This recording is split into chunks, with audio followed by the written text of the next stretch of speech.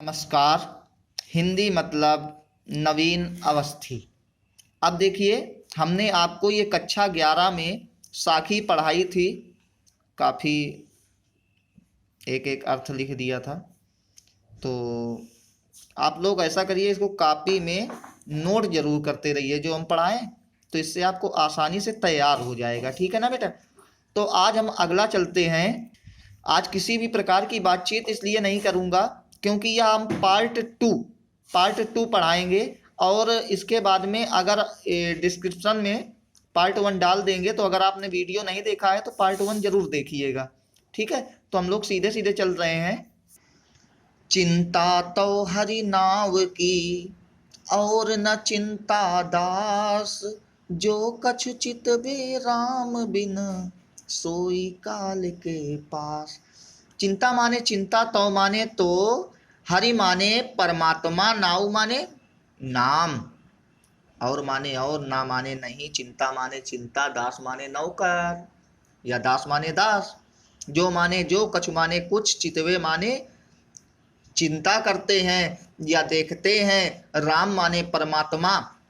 अच्छा, यहाँ पे बेटा मैं राम को परमात्मा क्यों जोड़ रहा हूँ? क्योंकि ये कौशल्या के राम को मानते नहीं थे। ये राम कौन सा राम? परमात्मा रूपी, जो कभी दिखाई नहीं देता, वो राम। तो बिन माने बिना, सोई माने सो, काल माने काल अर्थात मृत्यु, पास माने पास। कहता है कबीरदास जी, कहते हैं कि हमें परमात्मा के नाम की ही चिंता करनी चाहिए। कबीरदास जी कहते हैं कि हमें परमात्मा के नाम की ही चिंता करनी चाहिए और किसी भी चिंता का दास नहीं बनना चाहिए, या और किसी भी चिंता के बारे में हमें सोचना नहीं चाहिए। जो कछु चितबे राम बिन, जो लोग परमात्मा के अलावा या परमात्मा के अतिरिक्त किसी इस माया रूपी संसार के विषय में चिंता करते हैं, वह जल्द ही या शीघ्र ही मृत्यु के पास में पहुंच जाया करते हैं। अर्थात माया रूपी संसार की यदि आप चिंता करोगे तो आपको मृत्यु मिलेगी, परंतु परमात्मा के नाम की चिंता करोगे तो आपको मोक्ष मिलेगा। ठीक है ना? आगे कहता है कि तू तू करता तू भया, मुझ में रही न हूँ, बारी फेरी बली गई, जित देखो तित तू। देखिए दिया है तू तू, कुछ और ना समझ लीजिएगा। तू तू तू तू, जो कुत्ते को नहीं कोई बुला रहा है। ठीक है ना? तू तू माने होता है तेरा नाम करता, तेरा नाम करता करता, अर्थात तेरा नाम लेता लेता। तू तेरा, भया माने हो गया हूँ, मुझ में रही न हूँ। हूँ शब्द का मतलब होता है मैं, और मैं माने होता है अहंकार। अब मेरे अंदर मैं रूपी अहंकार नहीं रह गया है। बारी फेरी बली गई, बारी फेरी, बारी कहीं नहीं देते, अब हमारी बारी है, अर्थात समय, फेरी माने बदला, अब समय बदला है। जित देखो तित तू, जित जित माने जिधर, देखो माने देखता हूँ, तित माने उधर, तू माने तू, जिधर देखता हूँ उधर तू ही तू है। यानी समय का ऐसा परिवर्तन हुआ कि अब मैं जिधर देखता हूँ उधर मुझे तू ही तू दिखाई दे रहा है। तो सीधी सी बात है, बारी फेरी का मतलब होता है समय का परिवर्तन। और समय का परिवर्तन क्या होता है भाई? समय का परिवर्तन जन्म और मरण, यही तो है। जन्म लेने वाले की मृत्यु निश्चित है, मृत्यु होने वाले का जन्म निश्चित है। तो कहता है जन्म मरण का चक्र क्या हो गया है? बल गई, जल गया है। अब जन्म मरण का चक्र भी जल गया है। अब तो जिधर देखता हूं उधर मुझे तू ही तू दिखाई दे रहा है। तो एक बात देखिए, कहते हैं कबीरदास जी, कहते हैं कि तेरा नाम लेते लेते मैं तुझ में ही समाहित हो गया हूं। तेरा नाम लेते लेते मैं तुझ में ही समाहित हो गया हूँ, मुझ में रही न हूँ। अब मेरे अंदर मैं रूपी अहंकार नहीं रह गया है। समय का या जन्म मरण के चक्र पूरी तरह से जल चुका है। अब समय जन्म मरण का चक्र भी पूरी तरह से जल चुका है। अब मैं जिधर देखता हूँ उधर मुझे परमात्मा ही परमात्मा दिखाई देते हैं। भाषा सदुक्कड़ी, अलंकार, अतिशयोक्ति, रस, शांत, छंद, दोहा। ठीक है? तो ये कोई आवश्यक नहीं है फर्स्ट ईयर में है चूंकि।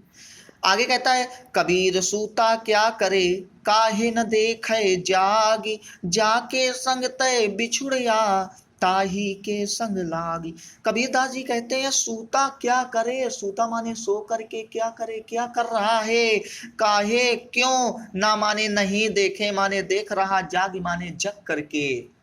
अच्छा इतने आपने पढ़े, आपको समझ में आ रहा होगा कि इन्होंने माया रूपी संसार को बेकार कह रहे हैं और परमात्मा को ही सच्चा कह रहे हैं। तो ये आप माइंड पहले सेट कर लीजिए। जाके माने जिसके संग माने संग, ते माने से, बिछुड़िया माने बिछड़ना चाहता है, ताही माने उसी, के माने के, संग माने साथ में, लागे माने लगना पड़ेगा। कबीरदास जी कहते हैं कि हे आत्मा, कबीरदास जी कहते हैं हे आत्मा तू सो करके क्या कर रही है। कबीरदास जी कह रहे हैं कि हे आत्मा तू सो करके क्या कर रही है, जग करके अपने परमात्मा को क्यों नहीं देखती, क्योंकि मोक्ष देने वाला तो परमात्मा ही है।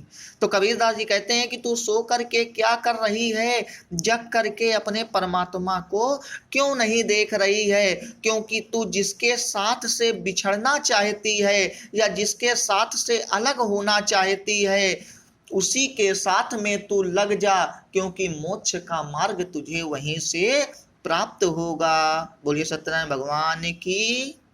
आगे कहता है कि केसव कई कई कूकिए, ना सोइए असरार, रात दिवस के कूकड़े, कबहू लगे पुकार। केसव माने होता है केशव, कई कई, केशव को कह कह के, और केशव कौन है बेटा, परमात्मा है। तो कहता है परमात्मा का नाम लेकर कैसे लेना चाहिए, कूकिए, कोयल जो होती है वो कूकती है, और जब कोयल कूकती है तो बेटा वो निरंतर बोलती रहती है। तो वही कह रहा है कि हमें परमात्मा के नाम को लगातार बोलना चाहिए, या कोयल के जैसे लगातार बोलते रहना चाहिए। ना सुइए असरार, इसके लिए असरार माने होता है अचेतन। अचेतन क्या होता है कि जब हमें किसी भी चीज की सुध बुध नहीं रह जाती है उसे कहते हैं अचेतन अवस्था। कि जो काम हम करते हैं, कहीं नहीं रहते व्यक्ति, कहीं पागल देखे होंगे, पागल के सामने चाहे जितना कुछ भी ले आओ लेकिन वो जो बोल रहा है वही बोलता रहेगा, उससे कोई भी मतलब नहीं होता है। तो वही कहता है कि कबीरदास जी कहते हैं कि हमें परमात्मा का निरंतर नाम लेते रहना चाहिए। बस साधारण सी भाषा में बोल रहा हूँ कि हमें परमात्मा का लगातार नाम लेते रहना चाहिए। इसके लिए अचेतन अवस्था में भी हो जाना चाहिए, या फिर मैं बहुत ही सीधी और नॉर्मल आपको समझाने की बात बोलूं तो इसके लिए हमें सोना भी छोड़ देना चाहिए। रात दिवस के कुकड़े, जब निरंतर रात और दिन हम परमात्मा का नाम लेते रहेंगे, कबहू लगे पुकार, तो कभी ना कभी हमारी आवाज उन पर अवश्य पहुंचेगी और वह हमें अपने दर्शन अवश्य देंगे। देखिए आगे कह रहा है लंबा मार्ग दूर घरी, विकट पंथ बहुमार, कहो संतो क्यों पाइए, दुर्लभ हरि दीदार। लंबा माने लंबा, मार्ग माने मार्ग, दूरी माने दूर, घर माने घर, विकट पंथ भयंकर क्या है, पंथ माने रास्ता, विकट माने कठिनाइयों से, पंथ माने भरा हुआ, पंथ माने रास्ता, बहु माने बहुत, मार माने मारे जाओगे। ठीक है, और क्या, मार माने मारना, कहो माने कहो, संतो माने संतो जनो, क्यों कैसे, पाइए माने पाया जाए, दुर्लभ माने कठिन, हरि माने परमात्मा का दीदार माने दर्शन। तो बहुत ही सिंपल लाइन है, थोड़ा सा ध्यान से देखिएगा, कोई समस्या नहीं। कहता है कि परमात्मा को, कबीरदास जी कहते हैं कि परमात्मा के जाने का रास्ता बहुत ही लंबा है। परमात्मा के जाने का या परमात्मा के प्राप्त करने का रास्ता बहुत ही लंबा है, और जहाँ पर वह रहते हैं दूर घर, वह घर भी बहुत ही दूर है। विकट पंथ, वहाँ का रास्ता अत्यधिक कठिनाइयों से या विपत्तियों से भरा हुआ है, अत्यधिक कठिनाइयों या विपत्तियों से भरा हुआ है। बहुमार, अब बहुत ही मार खानी पड़ती है। मार खाने का मतलब ये थोड़ा है कि तुमको मारते मारते गिरा दिया जाए, ऐसा तो है नहीं। बहु माने बहुत, मार माने मारना, अर्थात यातनाएं, जो हमें यातनाएं, दंड जिसको बोलते हैं। तो वही कहता है कि बहुत सारी यातनाएं भी सहन करनी पड़ती है। कहता है परमात्मा के पाने का मार्ग बहुत ही लंबा है, और जिस घर पर वह रहते हैं वह घर भी बहुत ही दूर है। वहां पहुंचने का रास्ता अत्यधिक कठिनाइयों या विपत्तियों से भरा हुआ है, और बहुत सारी यातनाएं भी सहन करनी पड़ती है। तो हे संत जनों, अब आप ही बताइए कि जब परमात्मा के दर्शन का इतना कठिन है तो उन्हें कैसे प्राप्त किया जाए। हे संत जनों, अब आप ही बताइए कि परमात्मा को प्राप्त करना जब इतना कठिन है तो उन्हें कैसे प्राप्त किया जाए। क्योंकि इसमें कबीरदास जी क्या हो गए हैं, परेशान हो गए हैं। चलिए अच्छा, आखिरी देख लेते हैं, आज 10 नंबर तक ही पढ़ाएंगे। कि यह तनु जारो मसी करो, लिखो राम का नाम, लेखनी करो करंक की, लिखी लिखी राम पठाओ। समस्या ये हो गई है कि कबीरदास जी बेटा बहुत ज़्यादा ही नाखुश हैं, क्योंकि परमात्मा मिल नहीं रहा है। तो उन्होंने एक पागलपन वाला काम क्या करने के लिए कहा कि यह तन जारो, यह माने यह, तन माने शरीर, जारो माने जला दूंगा, मसी माने स्याही, करो माने कर दूंगा। अब मैं इस शरीर को जला करके क्या कर दूंगा, स्याही बना दूंगा। लिखो राम का नाम, और उस स्याही से क्या करूंगा, लिखूंगा राम माने राम, नाम माने नाम। ठीक है, आगे मैं बता रहा हूं, पहले अर्थ देखिए।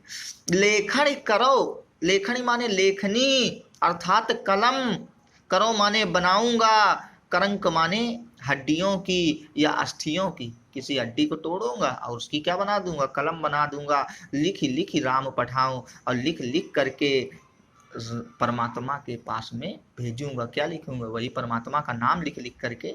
अभी ऊपर दिया है कि परमात्मा का नाम लिखूंगा, तो वो राम के पास लिख लिख करके भेजेंगे। तो कबीरदास जी कहते हैं कि अभी तक मुझे परमात्मा के दर्शन नहीं हुए हैं, इसलिए अब मैं इस शरीर को जला दूंगा, और जलाकर उसकी स्याही बना दूंगा, और उस स्याही से परमात्मा का नाम लिखूंगा। उस स्याही से परमात्मा का नाम लिखूंगा। अपनी अस्थियों से मैं एक कलम बनाऊंगा, और लिख लिख करके परमात्मा के पास भेजूंगा। तो एक बार इस तरीके भी बोला जा सकता है, कोई दिक्कत नहीं है, देख लेते हैं। कबीरदास जी कहते हैं कि बहुत समय के पश्चात भी मुझे परमात्मा के दर्शन नहीं हुए हैं, इस कारण से अब मैं अपने इस शरीर को जला करके उसकी स्याही बना दूंगा, और अपनी अस्थियों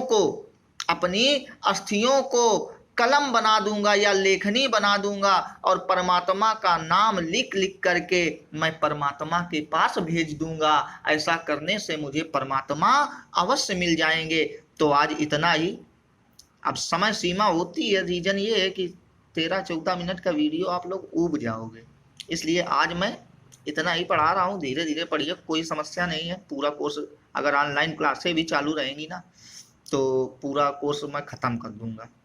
और ऑफलाइन अर्थात कॉलेज खुल भी जाए तो भी मैं कोशिश करूंगा कि ऑनलाइन क्लासें बंद ना हो। जो बच्चे हमसे जुड़ गए हैं तो वो जुड़े रहें। तो अब आज के लिए इतना ही, आप लोग देख लीजिएगा।